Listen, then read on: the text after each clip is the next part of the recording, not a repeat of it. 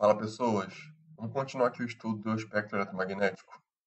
A gente já viu aquela parte inicial com as ondas de rádio, que foram indo para as micro-ondas, infravermelho e luz visível. Terminamos na luz visível. Agora a gente vai entrar justamente no ultravioleta, na radiação ultravioleta. Então você vê aqui, né, ondas de rádio, infravermelho, luz visível e agora essa parte do ultravioleta, que não é uma coisa só. O ultravioleta é dividido em algumas partes, tá? As mais famosas são os raios UVA, UVB e UVC, né? Ultravioleta A, B e C. Cada uma tem ali a sua energia, como você pode ver, que está relacionada à frequência e ao comprimento de onda. Então você vê que o VA tem o maior comprimento de onda, né? Vai ali aproximadamente 320 a 400. Já o VB tem um comprimento de onda menor, isso quer dizer que tem uma frequência maior. Então tem uma energia maior do que o VA, que vai de 290 a 320 aproximadamente. E o VC é uma energia ainda maior, uma frequência ainda maior, e o comprimento de onda vai diminuindo, ó, de 200 a 290 aproximadamente. Tá? Então vai aí mais ou menos de 200 a 400 nanômetros de tamanho, tá? O comprimento de onda. São ondas bem pequenininhas. Bom, ela vem junto com a luz do Sol. Como foi falado anteriormente, você tem a luz do Sol, que emite para a gente aquilo de desde lá até aqui a luz branca, que é a mistura das cores e tal. Vem junto com ela o infravermelho, que a gente estudou bastante na aula anterior. E junto a isso ainda vem ultravioleta, que assim como o infravermelho nós não enxergamos, tá? Mas tem seus propósitos, tem aplicações para caramba, tem suas consequências também. Temos também a radiação ultravioleta de vácuo, tá? Que é um outro tipo, que normalmente não chega até a Terra, né? Não é tão perigoso para a gente assim, graças a Deus, que é mais energética. Então você vai vendo, como eu falei, né, que os comprimentos de onda diminuem de UVA para UVC, logo as frequências vão aumentando, o que torna a UVC a mais perigosa. Só que, para nossa sorte, o gás ozônio, lembra do gás ozônio? Provavelmente você já ouviu falar que teve uma época em que falava-se muito do buraco na camada de ozônio, que era muito perigoso, que você tinha ali aqueles aerossol, né, aqueles sprays que você usava e outras coisas que tinham gases ali muito ruins, né, que causavam o tal do buraco na camada de ozônio. E por que era perigoso ter esse buraco na camada de ozônio? Porque o ozônio, lá em cima, tem um papel importante. Ele absorve praticamente todo o VC, que é mais perigoso para a gente, e uma boa parte do VB, que também tem seu risco para a gente. Então é importante ter o ozônio lá em cima para poder filtrar e deixar passar só um pouco do VB, que tem importância para a gente também. O UVA passa. Tá? O UVA ele consegue passar pelo ozônio, mas o UVA não é tão perigoso assim. Então, o UVB tem uma importância vital na nossa vida. Você sabe que boa parte dos nossos alimentos nos fornecem quase tudo que a gente precisa. As minerais, vitaminas e tudo. Uma vitamina que é difícil de obter é a vitamina D. As outras você consegue dos alimentos, mas a vitamina D é mais difícil de você conseguir dos alimentos. Não é qualquer tipo de alimentação que vai te fornecer vitamina D em quantidade. Então, uma coisa muito importante para você obter vitamina D é o sol. Por isso que falam que é importante, você bota a criança, né, para ter um banho de sol todo dia, pegar um neném lá e andar com ele um pouco no carrinho. É importante para ele. Para a gente também, tá sempre ali saindo de casa um pouquinho, andando no sol. Mas é claro, andar no sol não é igual você ficar na praia o dia inteiro. Não é igual você chegar na praia às 10 e sair às 14, que são os horários piores ali em termos de radiação solar. É aquele banho de sol, pode ser de 15 minutos e tal, 9 horas da manhã, 8 horas da manhã, até as 10 da manhã, aquela coisa mais tranquila. É porque você tem vários problemas que podem advir da falta da vitamina D. A imunidade pode ficar ruim, né? A vitamina D tem a ver com a imunidade também. Problemas de articulações nos ossos, né, como raquitismo, osteoporose, entre outros. Então era muito comum, por exemplo, durante uma época dos vikings, que já ouviu falar, lá nos países nórdicos, que você tinha criança que nascia e depois crescia desenvolvendo problemas, deformações ali na ósseas e tal, porque eles eram muito pouco expostos ao sol. Quase não tinha sol lá. Sol mesmo, igual a gente está acostumado aqui, né?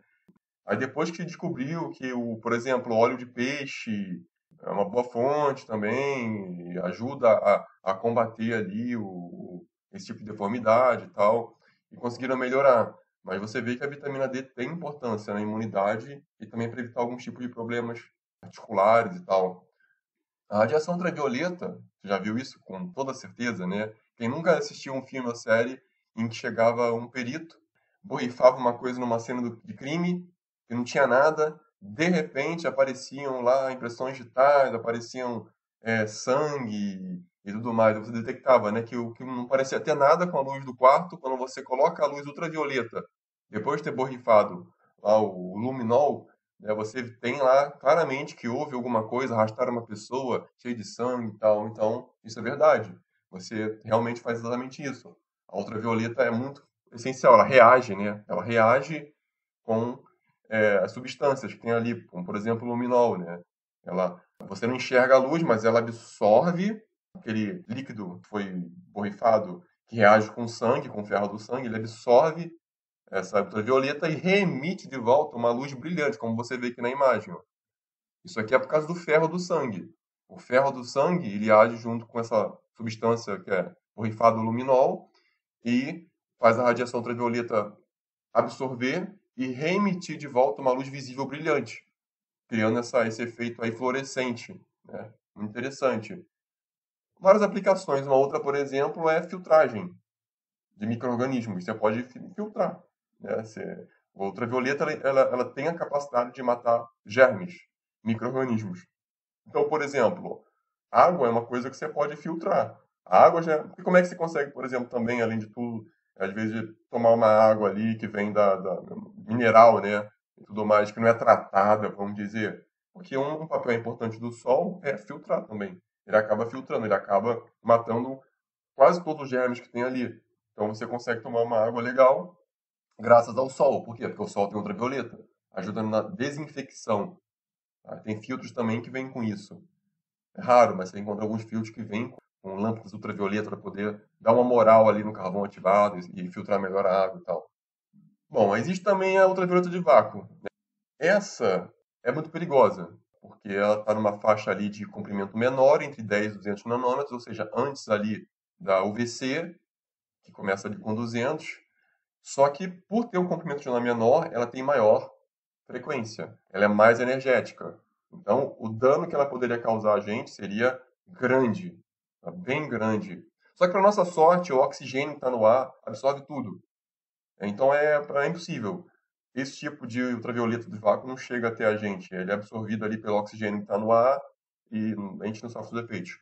O problema de UVA, UVB, UVC, principalmente ali o UVB, né, que é mais energético ainda, é basicamente, como eu falei, você não pode ficar exposto ao sol durante muito tempo, ainda mais assim, um dia inteiro de sol, sem protetor solar nem nada, porque basicamente o que vai acontecer é que você vai estar absorvendo muita radiação, daqui a pouco sua pele vai ficar vermelha, você pode ter queimadura, e evidentemente, já ouviu falar que você pode também desenvolver um câncer. Você destrói tantas células ali que chega um ponto que você pode até desenvolver um câncer de pele, entendeu? Por causa do ultravioleta que vem do sol. Por isso que é importante esse lance de passar protetor solar, ainda mais que é mais branquinho, tá ferrado, tá em desvantagem, tem que passar protetor solar, não tem uma camada protetora natural, tem que passar, é importante, justamente por causa disso, para evitar problemas maiores de queimadura e de câncer de pele.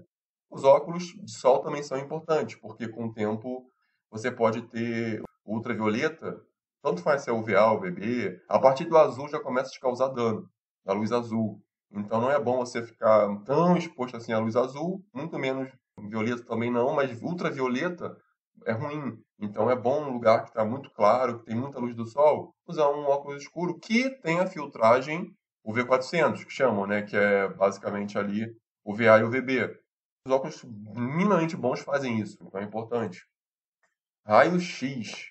Esse todo mundo conhece. Quem nunca tirou uma chapa? Quem nunca caiu, ficou com dor, né, jogando bola e tal, e de repente pô, teve que fazer um raio-x ali para ver se não teve uma fratura, ou ali na boca, né, tem um problema ali e tal. Aí precisa fazer um raio-x para ver se tem um dente ali embaixo, alguma coisa do tipo. Então, raio-x, como a gente já percebe, não serve para a gente ver dentro. A gente está interessado, por exemplo, no nosso caso aqui, seres humanos, exames e tal, é ver dentro da gente. Agora, como é que a gente vê dentro da gente, né? Curioso. Bom, como você já viu no espectro magnético, o raio-x vem depois do ultravioleta. Isso quer dizer que ele tem uma frequência ainda maior do que o ultravioleta, comprimento de onda menor e, portanto, tem mais energia ainda. Então, a partir daqui, seguramente estamos falando de radiação ionizante, né? E qual é o perigo desse negócio? Radiação ionizante, ela é capaz de ionizar átomos e moléculas. Isso significa basicamente o seguinte, que esse troço pode passar arrancando elétron dos átomos. Ele consegue passar, arranca elétron e descaracteriza ali os átomos e moléculas. É um negócio perigoso, porque dependendo de onde ele pegar, de onde ele tirar elétrons, pode ser muito danoso para a gente. Então, na radiação ionizante, se ela atinge, por exemplo, uma molécula lá que você tenha, tipo um DNA, o DNA é aquela coisa que programa o nosso corpo, que programa e copia as células. A gente tem as células pré-programadas no nosso corpo. Então, isso quer dizer que a gente está sempre produzindo novas células para substituir as velhas, que vão ficando velhas e morrendo. É bom que isso seja feito de forma perfeita. Porque se tiver alguma coisa errada no molde, vamos dizer que é um molde, tá ferrado. Tudo que vem depois vem ruim. E se vier ruim, esse é o câncer. Então você tem uma coisa que funciona de um jeito e você causa um defeito. Causou um defeito, aí é um problema, porque vai ficar replicando uma célula que já não é mais aquilo que deveria ser, que não cumpre aquela função. Então pode ser um tumor. Aí sendo um tumor, perigoso, né? Porque essa coisa vai crescendo, vai se espalhando e a gente já sabe, a gente já teve às vezes, né, conhecido, caso na família e tal, de quão ruim é essa doença. Então, a radiação ionizante, ela tem papel nisso. Ela é muito perigosa porque ela tem uma grande capacidade de detonar o DNA. E a partir disso, tem um potencial grande de causar câncer. Então, muito cuidado, né, com a exposição a algo, por exemplo, como raio-x. Bom, isso quer dizer que qualquer coisa relacionada à onda eletromagnética, que a luz visível, que o Wi-Fi, que a TV ou qualquer coisa, Bluetooth, vai causar dano para a gente? Vai danificar o nosso DNA? Não, porque não tem energia para isso. Não, porque nem penetra, às vezes, não nem penetra dentro da gente para chegar nesse nível. Entendeu? Então, não tem esse nível de perigo. Você não vai ter câncer porque, né, o Wi-Fi está passando ali. Ah, não tem como. Penetração de energia é muito baixa. Entendeu? Por isso que a gente fala que é uma radiação não ionizante. Entendeu? As ionizantes é que são problemas. Então, quando a gente fala do raio-x, a radiação é um perigo, né? Você já vê aquele aviso ali, radiação, somente pessoal autorizado, né? Porque, assim, só pessoas que saibam trabalhar e vão trabalhar com esse negócio.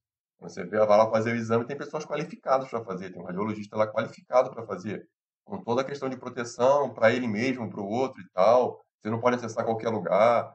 É tudo feito dentro de uma conformidade para a segurança de todos. Então a gente teve um camarada, né, um físico alemão, Wilhelm Conrad Röntgen, que ele estudou ali uma coisa que já existia, que é o tubo de Crookes, né, que a gente tem uma similaridade com aquelas TVs de tubão, aquelas TVs que a gente usava antigamente, de 14, 21 polegadas e tal, que tinha aquele tipo de imagem, né, que é diferente do LCD, do OLED e tal, da plasma. O tubo de Crookes é mais ou menos isso aqui, né, é uma aparência dessa. É um tubo que você consegue emitir ali os elétrons e ele consegue chegar até o final do tubo e graças a isso você vai formar aqui uma luz, né? Aqui, por exemplo, você tem uma cruz e você percebe que fica uma sombra ali com uma luminosidade em volta. Se você olhar o tubo de Crookes, em tese, ele basicamente é um cátodo, que é onde tem ali a parte negativa, um ânodo, que é onde tem uma parte positiva, e uma coisa que faz uma alta voltagem, que faz os elétrons escapulirem com muita força. Lembra que é voltagem, tensão, né? É aquilo capaz de fazer a corrente elétrica surgir. Quanto maior a tensão, maior a probabilidade de você ter uma corrente alta. E aqui tem a bomba de vácuo. A bomba de vácuo retira o ar de dentro do tubo, vai deixar muito pouco gás. A gente chama de gás rarefeito, né? Rarefeito, tem pouco. Então a gente tira muito do gás aqui dentro, deixa gás rarefeito, pouquinho gás, e depois a gente liga esse troço. Que aí o cátodo tem elétrons aqui, né? Ele vai dar tiros aqui em direção a quem? O negativo é atraído pelo positivo, então vai em direção ao positivo. E tem vários elétrons fazendo esse caminho. Só que ele é ionizante, né? Pode ser ionizante, né? Então, o que vai acontecer ali? Você vai ter o elétron que vai estar passando pelo gás rarefeito e agindo nele. Ele parte em disparada, ele se choca com esses gases rarefeitos aqui e cria o que a gente chama de ionização. Ele realmente ioniza, ele cria uma ionização. Só que é uma partícula, estamos falando da onda magnética, estamos falando da partícula. Isso quem faz é o elétron. Então, ao ionizar ali, a ionização libera luz. Então, a ação desses elétrons passando em relação ao gás que está aqui dentro cria luz. Por isso que você vê, de uma certa forma, a imagem naquelas TVs antigas de tubo. É mais ou menos com esse princípio aqui. Tem umas coisinhas a mais, obviamente, mas é mais ou menos por aí. Então, é assim que funciona e é assim que funciona também aquelas lâmpadas fluorescentes, né? Aquelas lâmpadas deste tipo aqui, ó, que não é a lâmpada de LED ainda. TV tubão, televisor de tubo e lâmpada fluorescente, aquela que ainda existe muito hoje em dia, a gente usa bastante dela ainda, né? Aquela compridona, aquela que tem esse formato, ou que é retinha, não importa o formato, mas ela funciona dessa forma. Ela tem essa propriedade de fluorescência. Ela tem o gás e tal, ela tem os elétrons passando e com isso consegue ionizar. É basicamente isso. Só que em relação ao raio-x, já é uma outra coisa, já é um outro tipo. O princípio é parecido, tá? Mas a questão é o que você faz, qual é a combinação que você tem ali dentro capaz de gerar a luminosidade, não na luz visível, né? Porque o fluorescente é para acender, é para a gente enxergar. Então ele emite uma frequência ali que normalmente, né, pode ser, por exemplo, ultravioleta, que reage ali com uma camada branca que tem em volta e gera luz visível. Mas a intenção ali é gerar uma coisa de energia menor que vai gerar luz visível. Beleza. No caso do raio-x, não. Você não acaba gerando uma coisa com luz visível em si, você acaba gerando uma coisa com um espectro ali, com uma frequência específica, com maior frequência e mais energética. Então é um outro tipo, é parecido, o funcionamento é muito parecido, mas você tem uma consequência um pouco diferente.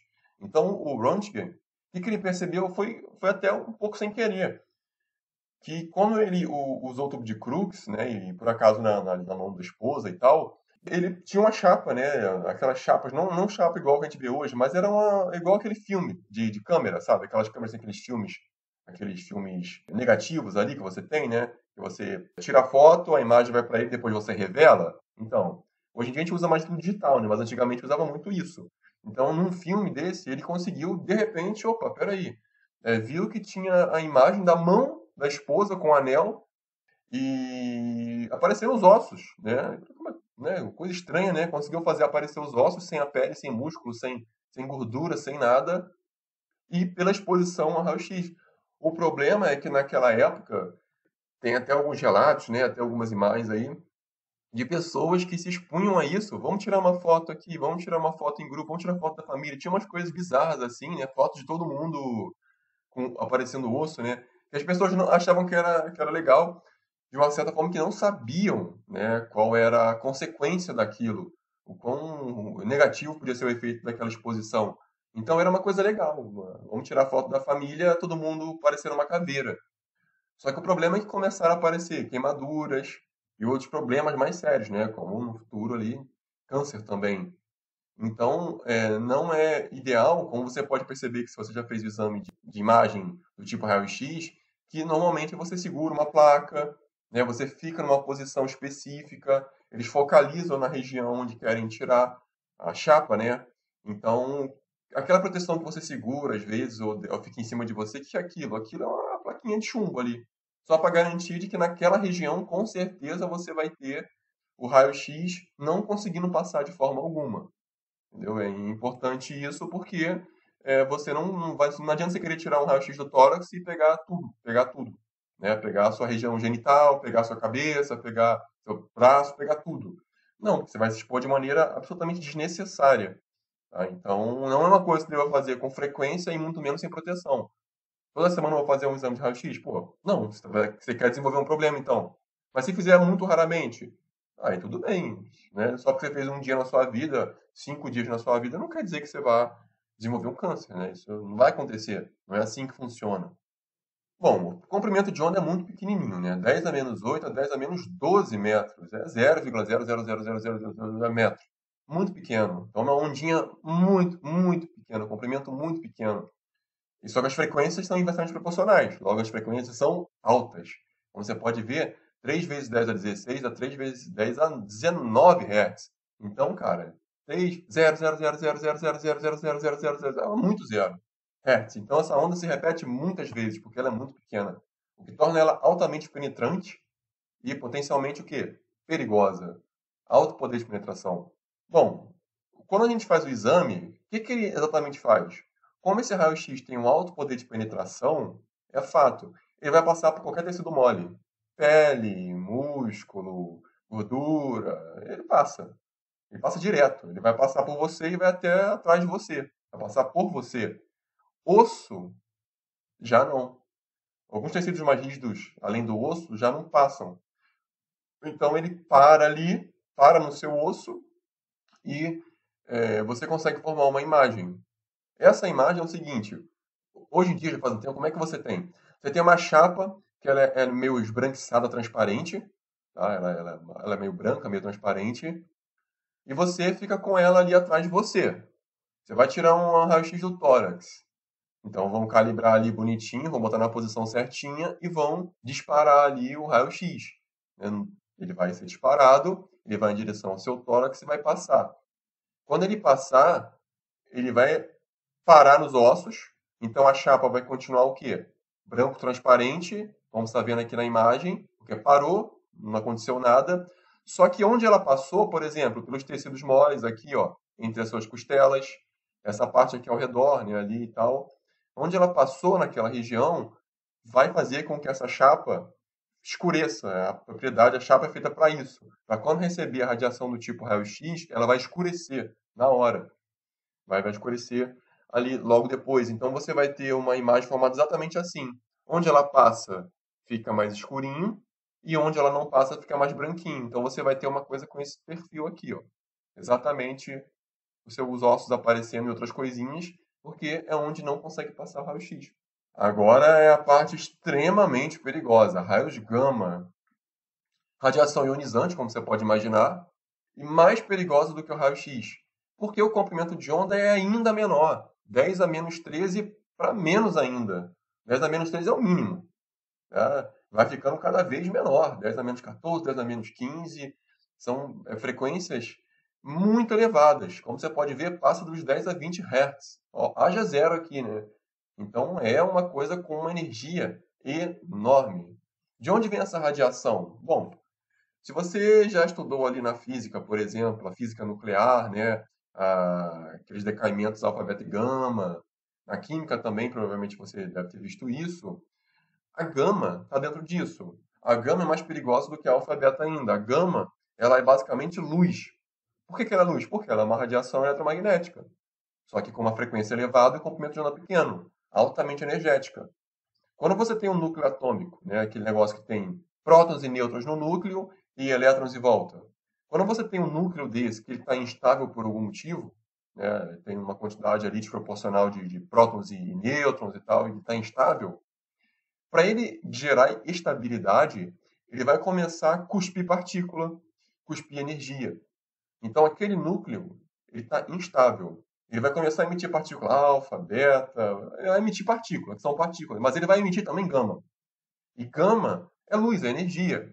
Tá? Então ele vai começar a emitir raios gama aí de dentro, que é muito perigoso. Então por isso que a radioatividade é perigosa. Porque você emite partículas que são altamente ionizantes. Muito, muito, muito, muito ionizante. Muito. Então não tem chance. Se você pega uma pastilha que emite raio gama, um material qualquer ali radioativo, e bota na mão, segura isso, nem que seja durante 2 segundos, cara, não vai demorar muito até aparecer uma queimadura, não vai demorar muito até você provavelmente ter câncer, só porque você segurou a pastilha. Entendeu? Então o perigo disso, isso não é o tipo de coisa que você brinca, porque é uma coisa que ela ioniza com muita rapidez, porque a energia é muito elevada, queima de maneira muito rápida. Então, assim, isso pode durar pouco tempo, né? Você pode ter um decaimento ali que dura minutos, segundos, horas, décadas. Depende do material, cara. O negócio pode ficar emitindo raio gama um tempão. Ou pode emitir durante pouco tempo. Mas assim, é um material radioativo. É perigoso. Tá? O Sol também faz isso, né? Você tem o próprio Sol fazendo isso. O Sol também explode, fica explodindo. Na verdade, o Sol só explode, né? Ele fica explodindo, explodindo, explodindo. Por isso que ele emite tanta luz, ultravioleta, infravermelho, e também explode liberando raio gama. Tá? Só que é muito perigoso, tá? A gente aqui é tão longe e tal, tem toda uma camada ali de proteção, então para a gente não é tão perigoso assim, mas próximo do Sol, obviamente que seria. Não são todos os materiais que conseguem bloquear o raio gama, tá? Por exemplo, um decaimento alfa, que é uma partículazinha que você tem ali de hélio, cara, você com papel, uma folha de papel, você consegue bloquear, porque é uma partícula muito grande e pesada, tem problema. Luz, você bloqueia com, sei lá, né? Com qualquer coisa você bloqueia a luz. Né? Um pedaço de plástico você bloqueia a luz. E é uma radiação eletromagnética, assim como o raio gama. O raio gama você não bloqueia com uma folha de papel, você não bloqueia com madeira. Você normalmente usa o chumbo. E o chumbo é um material estável e muito denso. Por isso que o chumbo é pesado, porque ele é denso. Então, ele é capaz de bloquear o raio gama. Então, quando você lida com uma coisa tão complicada como o raio gama, que você não pode brincar, não pode dar um mínimo vacilo, aí você tem que usar ligas metálicas especiais, chumbo também, né? Coisas muito específicas para poder conter aquilo lá, né? Só que essa radiação é importante. Por incrível que pareça, por mais danosa que ela seja, ela consegue também ajudar a curar a gente. Por exemplo, você tem alguns tipos de câncer que podem ser tratados usando o raio gama. Você fala, pô, como assim? O raio gama não faz mal? O raio gama não causa câncer? Como é que eu vou usar raio gama para poder curar câncer? Pois é, curioso, mas é isso que acontece mesmo. Você vai ter alguns tipos de máquina, né? É capaz de você poder dar um tiro de uma forma muito certeira, tá? É como se fosse um tiro, como se fosse um bisturi, uma coisa assim muito precisa para exatamente naquele lugar que tem um tumor, que seria muito difícil de você atingir. Por exemplo, você pegar às vezes um bisturi, abrir para tentar chegar ali e remover um tumor, você pode causar um estrago ainda maior, a precisão pode não ser tão grande, você pode fazer algo desnecessário e você pode não tirar por completo e depois a coisa continuar se replicando, e o tumor se espalhar, por exemplo. Então, com radiação gama, que é altamente energética, você consegue de maneira muito certeira ir naquele lugar, naquele tumorzinho ali, mirar nele com muita precisão e remover ele por completo, para garantir de que você removeu o tumor e qualquer coisa que faria ele se espalhar. Tá? Então é uma máquina complexa, muito complexa, né? Que não é qualquer um, obviamente, que consiga operar, só que ela é extremamente útil. Você tem também um exame de imagem chamado PET scan, que é a tomografia por emissão de pósitron. Você basicamente é injetado em você um material radioativo, mas calma, não é um material radioativo que você vai, morri, vou ter câncer porque esse... Não, é uma coisa mais light, que vai ser colocado em você, a gente chama de radiofármaco. Tem um elemento radioativo.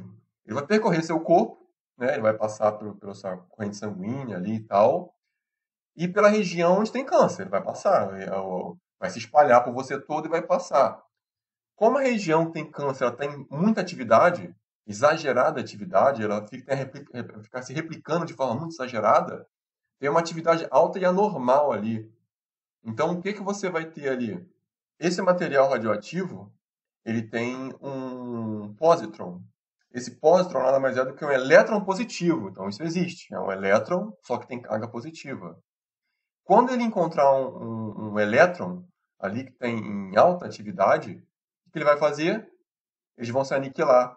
Então, você tem um princípio na física que é uma partícula, que é o elétron, com uma antipartícula, uma partícula contrária a ela, que é o pósitron. Tá? Uma coisa é o elétron, que é negativo, o outro é o pósitron, que é ele positivo. Quando os dois se chocam, geram luz. Né? No caso, geram radiação gama. E aí é possível você... Opa, peraí. A atividade é normal. Aqui está gerando muita luz. Estou detectando que nessa parte aqui da pessoa, do cérebro da pessoa, ou em alguma parte do corpo da pessoa, está havendo uma atividade luminosa muito elevada. Por quê? Porque o radiofármaco ali com o pósitron entrando em contato com muita quantidade de elétron ali, acima do normal, e isso vai gerar para você uma imagem. Você vai ter uma imagem que vai mostrar onde é que está acontecendo aqui a atividade grande. Tá? Aí você tem como comparar um cérebro normal, um cérebro com Alzheimer, por exemplo. O médico ali ele é capaz de fazer um laudo, né, baseado nisso, observando as imagens. Opa, peraí, tem uma anormalidade aqui. Não deveria ser assim. Pelo padrão que eu tenho aqui de forma e de cores, isso indica um possível Alzheimer, por exemplo. Para fechar aqui o nosso estudo de todo esse espectro eletromagnético, vamos pegar uma coisa que nem sempre aparece escrito nele, mas que existe, que vai além dos raios gama, que são os raios cósmicos. Os raios cósmicos, eles vêm do cosmos, eles vêm de longe. Você tem estrelas que explodem, né? Aquela supernova. Você tem estrelas que explodem. Isso já aconteceu há muito tempo, né? Assim, há milhões de anos. Você tem alguma estrela que explodiu lá longe e ela emite partículas, né? Que viajam, galáxias, que viajam distâncias enormes. E essas partículas, como por exemplo, que é relativamente mais comum, um próton, por exemplo, que é pesado, né? Um próton que tem carga positiva, tem uma partícula carregada, vai com uma velocidade tão alta, e quanto maior a velocidade, maior a energia. Então, é uma partícula que tem uma enorme quantidade de energia, que viaja a distâncias enormes, né? Então, você imagina o nível de perigo. Se a radiação gama já é perigosa, uma partícula carregada em alta velocidade, vindo lá de não sei onde, é muito perigosa. Só que, claro, não chega até a Terra. É muito difícil. Não é que não chega até a Terra, mas quando chega, não tem risco de chegar até a gente, que é o que interessa, né? O que vai acontecer é que quando uma partícula dessa, por acaso, chega na atmosfera, porque não é tão incomum assim, as partículas chegam mesmo, o que vai acontecer é uma coisa chamada de chuva de partícula. Essa partícula, ela é maior e ela é energética. Como você está vendo aqui nessas imagens, ela colide com a atmosfera que tem, nos gases lá, tem nitrogênio, oxigênio, é, hidrogênio e etc e tal, tem água. Então ela colide lá em cima, né, como você pode ver nas imagens, lá em cima, faz uma colisão e ela se divide em várias outras. Então ela se divide, aí vira outras coisas. Depois ela continua se chocando, essas partículas continuam se chocando com a atmosfera, com os gases, se dividem de novo e continuam se chocando, de novo se dividem, então ela vai formando novas partículas, cada vez menores e cada vez menos energéticas, menos perigosas. Então ela forma essa chuva, essa cascata, né, que vai chegar até a Terra. Então, por exemplo, nós somos atingidos. Várias partículas passam por nós, tá? Chegam aqui no nosso corpo, por exemplo, mas são partículas nada comparadas com lá de cima. Elas vão se dividindo de uma certa forma, formando esse chuveiro, que quando chegar na gente, já estamos falando de elétron. O elétron não tem nada demais. O elétron está passando pelo ar aí, tem um monte de elétron aqui. E muon, que é só também uma partícula carregada pequena, que também não tem nenhum problema. Tá? Então, aqui embaixo, não tem muito problema. Nem numa montanha tem problema também. Você não tem grande risco em relação a isso. Tá? Então, é perigo para quem? O astronauta. Esse cara sim tem um problema. Porque se ele pega um ônibus espacial, ele sobe, sai da Terra, saiu da Terra, saiu da atmosfera. Não tem mais essa camada toda de gás, de ar, ou de que for em volta. Não tem mais o que proteja ele. Então ele vai tomar porrada de quem? Do Sol. A radiação que vem do Sol, de explosões aí de estrelas, como você viu, né? Que geram raios cósmicos. Todo tipo de radiação ele vai estar sujeito. Então é muito importante ele ter um traje que seja próprio para isso e que, obviamente, os veículos da estação espacial, tudo que ele tiver, tenham blindagem para isso. E é por isso que agências espaciais, privadas ou não, né, no caso da NASA, que é mais conhecido, mais importante para a gente, né, eles investem pesado em novos materiais para poder fazer traje, para melhorar a mobilidade do astronauta, sem prejudicar ali, né, a proteção dele, materiais para deixar o foguete ali, a espaçonave mais leve, para ficar mais fácil de dar locomoção ali, e sem comprometer, né, pelo contrário, melhorando ainda a blindagem, a segurança contra todo tipo de radiação. Né? Você tem ali filamentos de hidrogênio, nanotubos de carbono, boro, nitrogênio, são coisas assim, bem menores, bem mais leves do que aço, chumbo ou o que for, e com essa finalidade. Tá? Então aqui a gente termina o estudo do espectro eletromagnético, como você vê, é grandinho, né? A gente está falando de várias coisas, o espectro por inteiro, por isso que foi dividido em duas partes, mas é isso aí. Então, bons estudos.